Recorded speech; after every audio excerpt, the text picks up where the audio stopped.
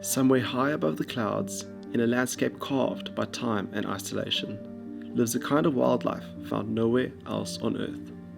Predators that hunt at over 4,000 meters and primates that graze like antelopes.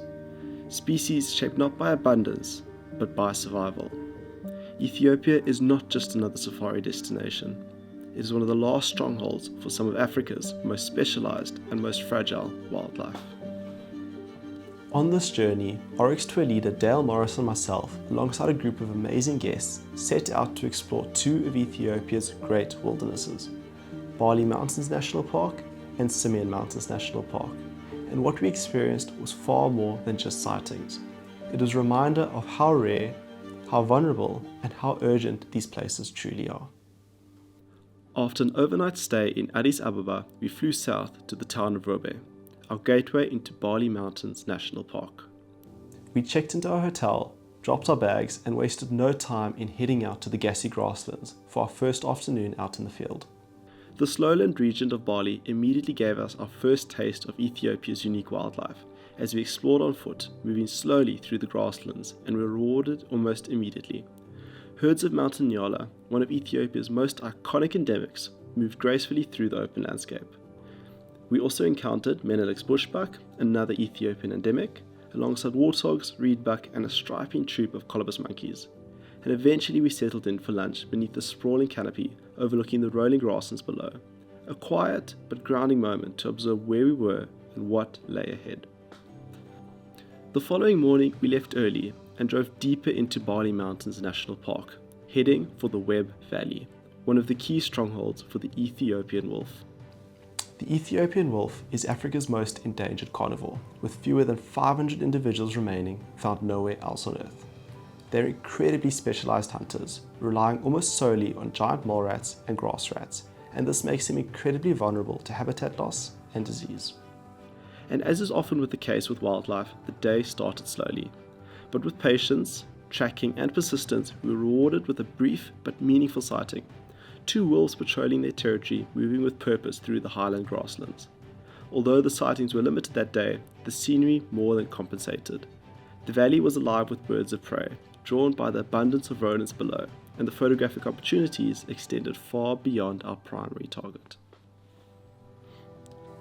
The next day, we shifted our focus to the Sinati Plateau, a vast Afro-alpine landscape defined by open moorlands, rolling grass plains, scattered lobelias, and dramatic skies.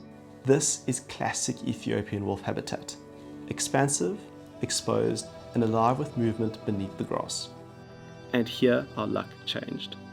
Over the course of the day, we managed 3 separate sightings involving 4 different wolves. Each encounter offered something different: hunting behavior, alert postures, and moments of stillness against the immense scale of the plateau. We also drove up to Ethiopia's second highest peak, rising to 4,377 meters above sea level before enjoying another unforgettable lunch out in the open.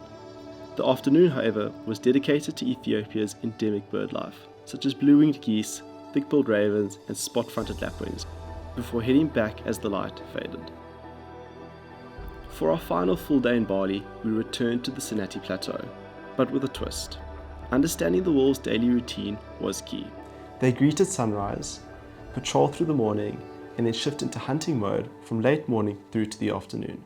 And this is the best window for photography. With this in mind, we crossed the plateau and descended into the Huerena forest, one of the most intact montane forests in Africa. Here our target was the Bale monkey, a highly endemic species and bamboo specialist found only in this region. After time spent birding and encountering more colobus monkeys, we finally connected with a large group of these elusive primates, a major highlight for the tour. As the day progressed though, we climbed back up to the plateau, passing more mountain nyala and agile cliff springers, arriving just in time to resume our wolf search. And once again, the timing paid off. We enjoyed 2 more excellent wolf sightings, watching them actively hunt before celebrating with lunch in what was without question one of the most scenic places I've ever had a meal. And with that, we soaked up the last of Bali's extraordinary landscapes before flying back to Addis Ababa and preparing for our next chapter of this journey. From Addis, we flew north to Gondar and drove into Simien Mountains National Park, often referred to as the Roof of Africa. We based ourselves at Simien Lodge, the highest lodge in Africa, perched dramatically along the escarpment. After a quick lunch, we set off in search for our second key species of the trip, the gelada, and it didn't take long. We soon found a group of around 100 geladas feeding along a ridge. Geladas are the world's only grass-eating primates, living in complex social systems and found only in the Ethiopian highlands. Completely relaxed in our presence, they allowed us to follow as the sun dipped lower, eventually watching them descend the cliffs to their roosting sites, all against an almost unreal backdrop of plunging valleys and layered mountains. That first afternoon made one thing very clear. We were in for something special. The following day we devoted entirely to this family group. We focused on every aspect of their lives. Dominant males performing their dramatic lip flip display, females grooming, and youngsters endlessly playing and causing chaos. But above all, the emphasis was on context, capturing geladas not just as subjects, but as part of this immense, rugged landscape, a place that feels wild and timeless. And so with strong gelada images secured, we ventured deeper into the park the next day, heading into the high crags in search of the Walia ibex. This rare mountain goat is found only in the Simien Mountains and is perfectly adapted to the near vertical cliffs. After a challenging hike and a good deal of patience, we were rewarded with sightings of around 20 individuals, perched impossibly along the rock faces and valleys. For our final day, we focused on a different gelada troop, this one being much larger than the first. The morning was calm and intimate, spending nearly 5 hours watching them feed, groom, play and squabble, but nothing prepared us for the afternoon. When we returned later in the day, multiple troops had joined, forming a mega troop of around 500 geladas.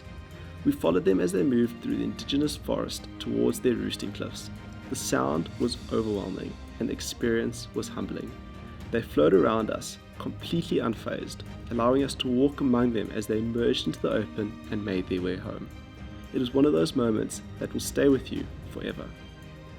Beyond the geladas, our time in Simien also gave us unforgettable bird encounters with bearded vultures, thick-backed ravens, and so much more. But that final afternoon will always stand out.